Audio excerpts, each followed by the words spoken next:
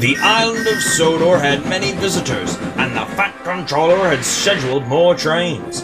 Gordon the Big Engine had to work harder than ever before. "Come on!" he called to the coaches. "Come on, come on, come on! The passengers rely on me to be on time!"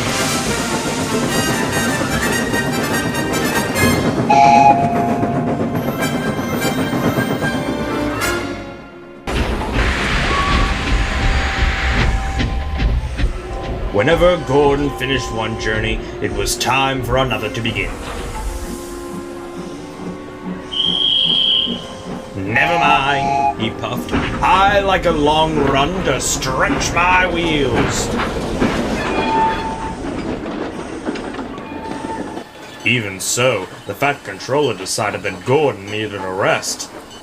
"James shall do your work," he said kindly. James was delighted. He liked to show off his smart red paint and was determined to be as fast as Gordon.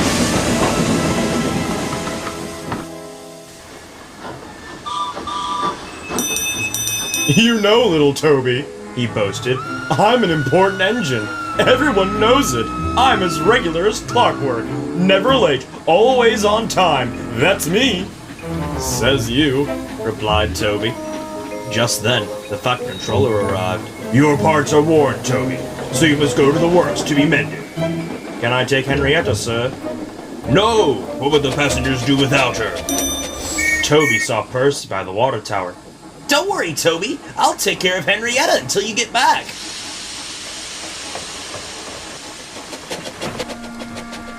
Soon, Toby was out on the main line. He clanked as he trundled along. He's a little engine with small wheels. His tanks don't hold much water. He had come a long way and began to feel thirsty. In the distance was a signal. "Good," he thought. "There's a station ahead. I can have a nice drink and rest until James has passed." Toby was enjoying his drink when the signalman came up. He had never seen Toby before. Toby's driver tried to explain, but the new signalman wouldn't listen. "We must clear the line for James with the express. We'll have to get more water at the next station."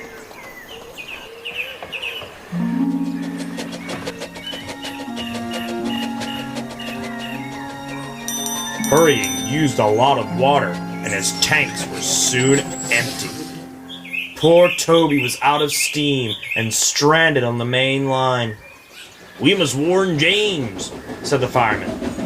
Then he saw Percy and Henrietta. "Please, take me back to the station. It's an emergency." Henrietta hated leaving Toby. "Never mind," said Percy. "You're taking the fireman to warn James. That's a big help." Henrietta felt much better. James was fuming when he heard the news. "I'm gonna be late!" "My fault," said the signalman. "I didn't understand about Toby." "No, James," said his driver. "You'll have to push Toby." "What, me?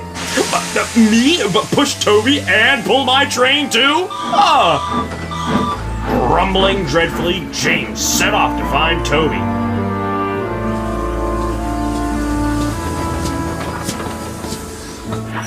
He came up behind Toby and gave him a bump. "Get on, you!"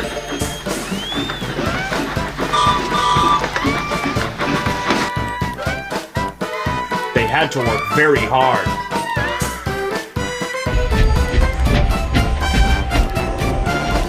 When he reached the workstation, he felt exhausted. Some children were on a platform. "Cool! The express is late, and it's got 2 engines. I think James couldn't pull it on his own, so Toby had to help him." "Never mind, James," whispered Toby. "They're only joking." "Ha ha!" said James.